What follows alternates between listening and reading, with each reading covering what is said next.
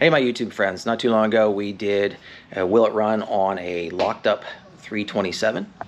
And what we wound up doing with this engine is we had two cylinders that were stuck. The whole engine had been abused. Right here.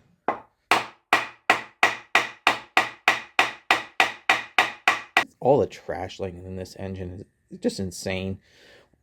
It'll be interesting to see when we do compression tests on this, what we get.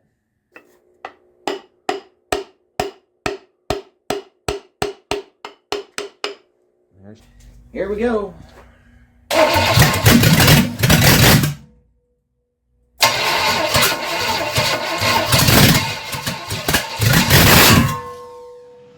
And after a little bit of hackery, we got this engine up and running, and actually runs pretty good. And I just recently did a compression test on it, and I was pretty satisfied with the compression I'm getting out of it. So I'm thinking,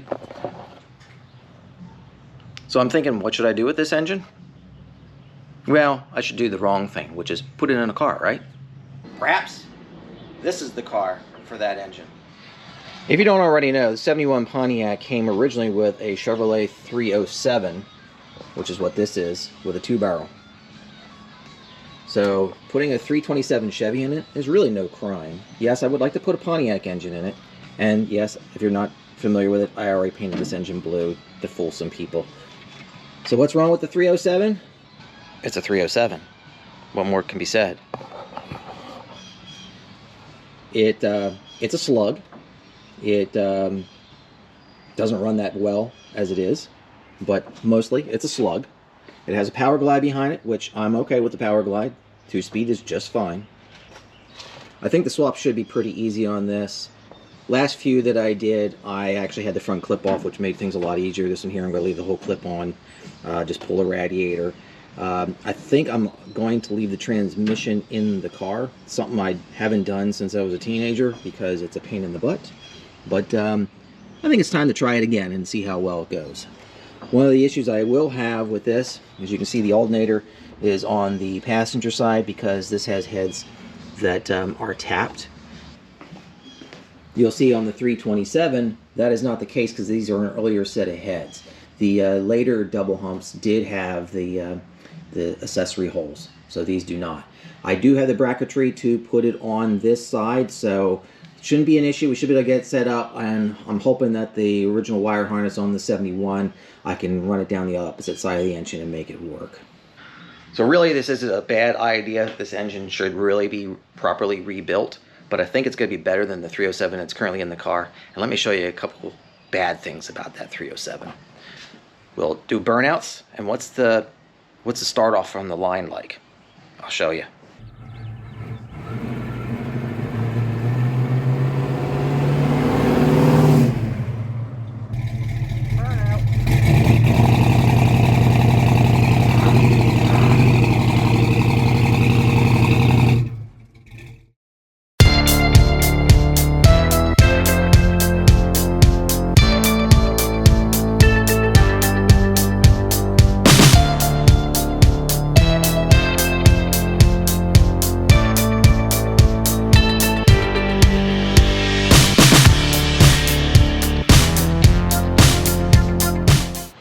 So here's where we're at. We got the cooling system all undone. Trans lines, I wanted to pull them off. I decided I'm just going to pull the engine with the transmission attached to it. I wanted to pull the lines. There just isn't enough room down there. My thinking is, as I start to pull this, one or two things are going to happen. Either I'm going to start bending these around to clear the rad support, or I will have it forward enough that I can actually reach the lines on the transmission and break them loose and get them out of the way. The bolts are undone on the engine mounts. This bolt's still sitting in here. Once I start to lift this off, I can push that bolt out of there, but otherwise everything else should be disconnected and ready to go. You can see the tie-down straps. Those are holding the headers up and out of the way. I find with X bodies that you can usually do a motor swap and keep your exhaust system intact just by strapping them up out of the way.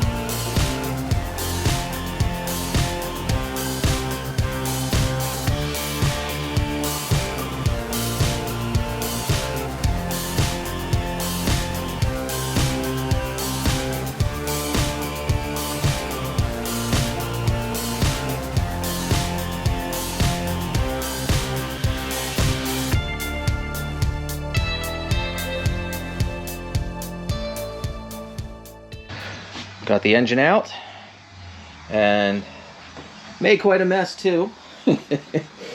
Yeah, it's pretty nasty.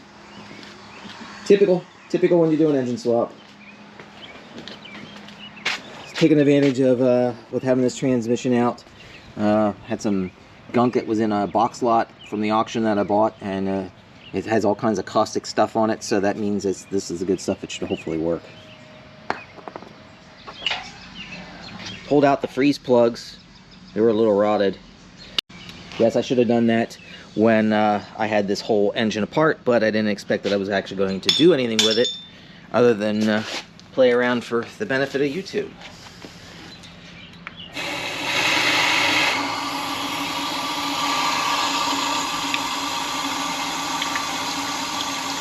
Yeah, I know there's junk in here, so.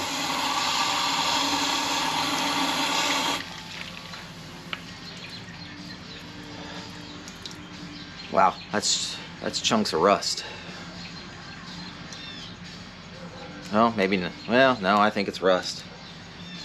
Jeez, I hope I don't have any cracks or anything in this block. So I got everything flushed out, cleaned up the block here for putting my plugs in. I don't know how well this is going to come out, but it doesn't look bad inside. I'm satisfied with that. Wound up putting a new heater core in. I had bought this a little while back, so I didn't want to show you the whole process, but I also refinished the firewall. It was really rusty, so it looks a lot better. Real pain getting up inside of that fender well to get that whole cover off, because if you notice how those heater pipes, how they stick out at an angle, well, you can't just slide that heater core back in there. Because of that, you have to actually take the whole cover off in order to fit that through. So it was a real pain. So if you buy one of these new heater cores and they're curved like that, here's what you end up having to do. You can look over here. There's a gap out there. Yes, I had to unbolt the inner wheel well and drop it down so I could reach up in to get the two bolts that are on either side of the blower motor to get that cover off. So, gotta put new motor mounts on. This is what came off the car, what it looked like. Yeah, pretty much shot. Got those locally for pretty cheap.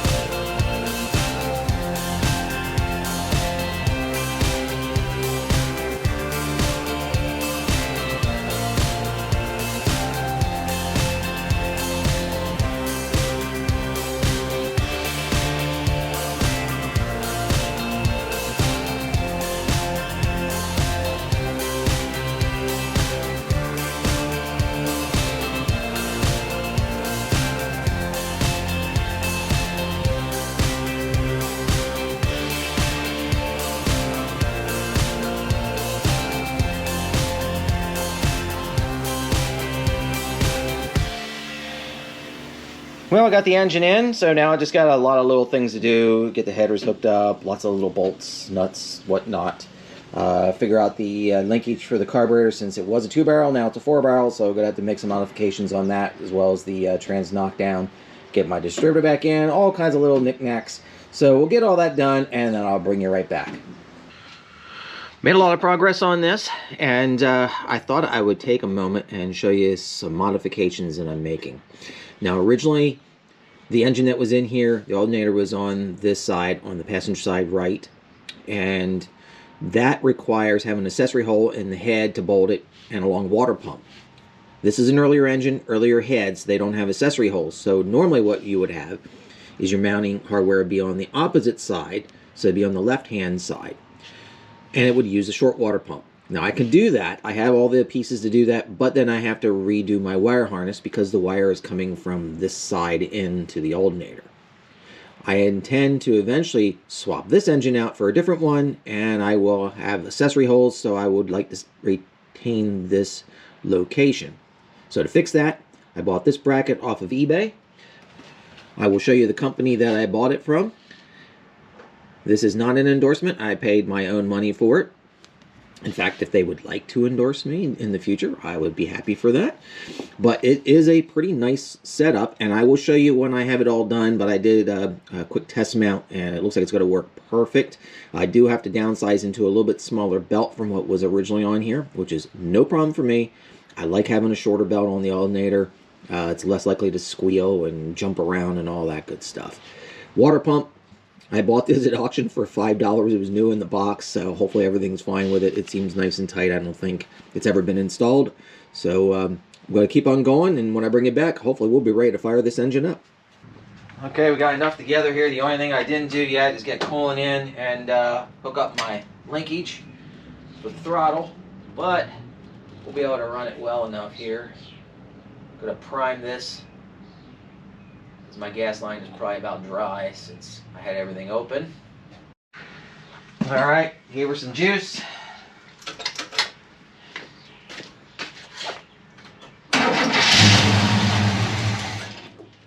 Sweet.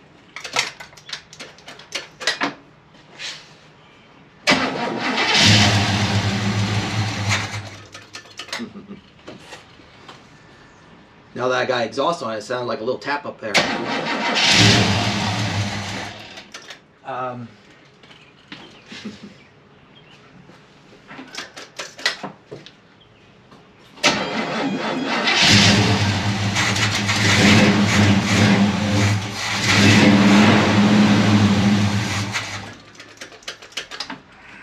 It's gonna pull up gas here soon, I assume.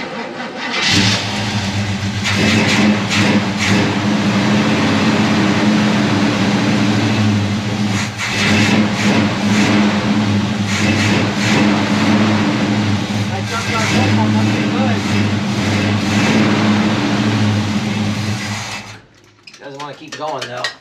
But then that is a junkyard carburetor I've done nothing to.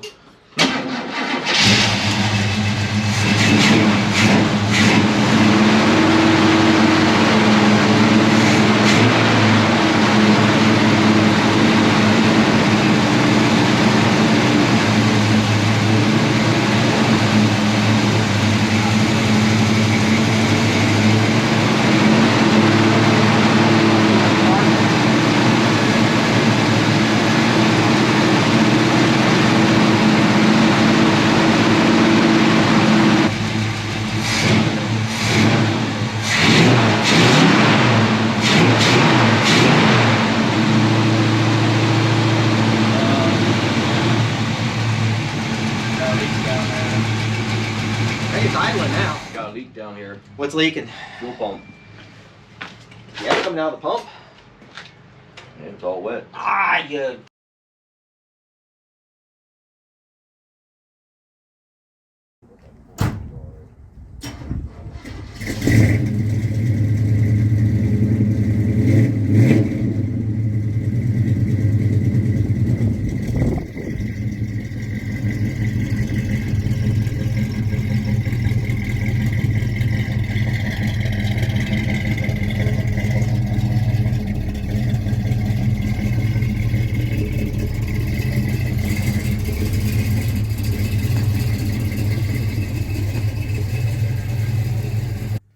Well, fast forward a few days, and I got some more done on the car here.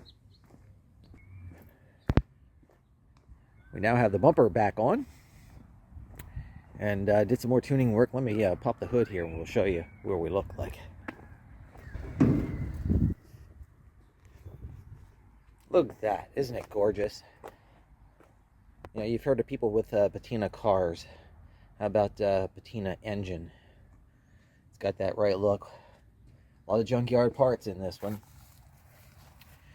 The last part of the video that you had seen, I had the engine running. That carburetor that was on there started giving me more and more problems, and then I had some other projects I had to take care of, so I got back on this, and I wound up swapping out another carburetor on here that came from the junkyard. This one came off of, I think it was a RV that I took this carburetor off of, and I had it on my engine run stand on my 350 that I did a previous video on, and it ran really good, and it's still running very good. So when I was having problems with it, I thought maybe it was the point set, so I swapped that out with a good GM used set that I had in my cabinet, and managed to get it set up pretty good right out of the box. Anyhow, chased down a number of different leaks, so I got all that sorted, and I also put my dash back together. My oil pressure gauge was leaking, so I tightened that up, got my glove box back in from doing the heater core.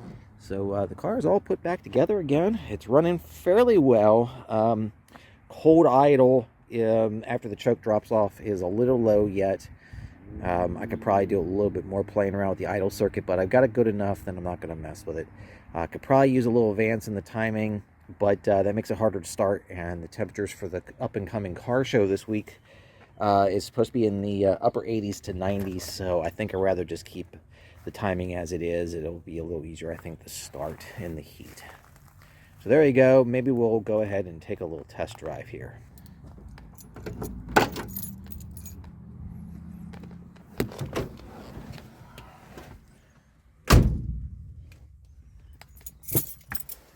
All right, see how well we start.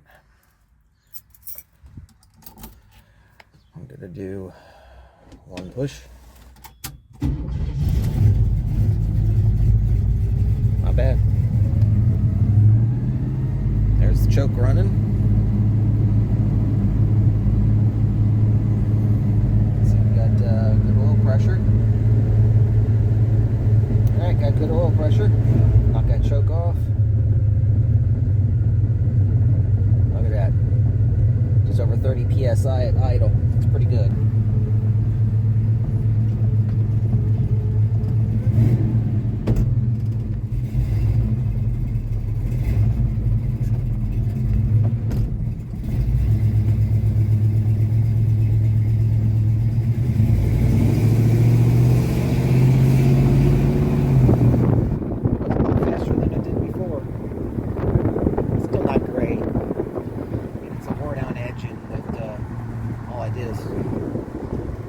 Out the cylinders a little bit and threw some new rings into it.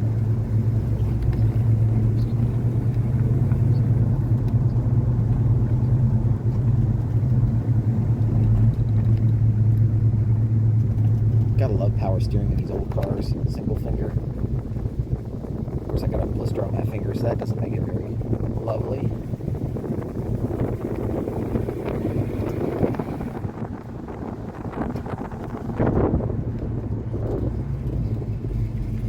Down to the gas station, put some non-ethanol in this. Runs a lot better. This engine runs a lot better. I really like to hear a 4-barrel kick in. Good old quadrojet. I just don't think I have enough timing in it to really do that. Probably get some cam knock out of it if I did.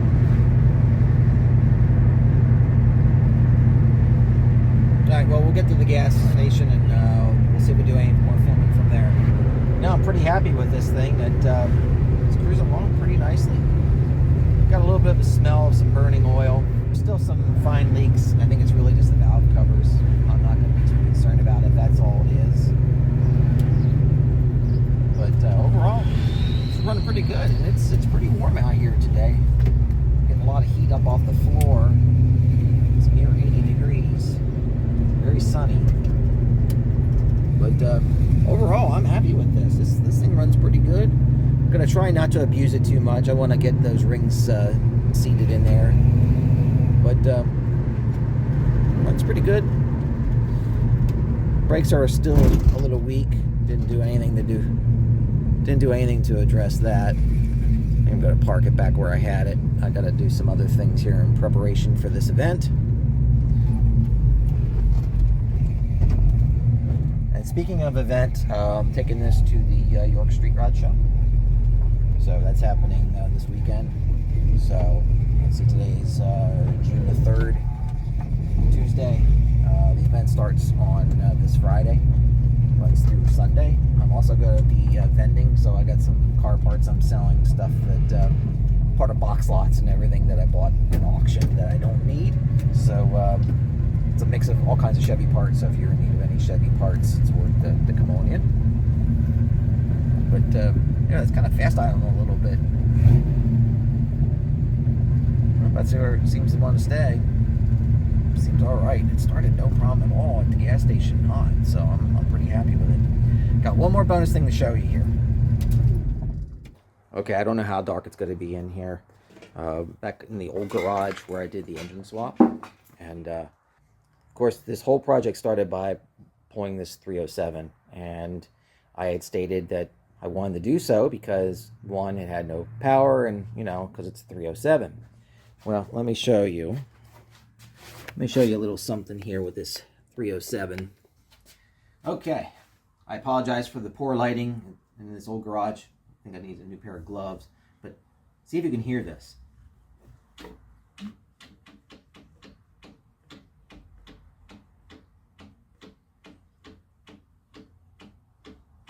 See how it jerks like that? I think that's why this engine was so low on power. I'll tell you later in the comments what it is, but why don't you drop in the comments what you think that is. So I think that's going to do for this video. Hopefully you like this. I apologize, it's kind of mixed all kinds of things together here and a lot of fast time and all that stuff.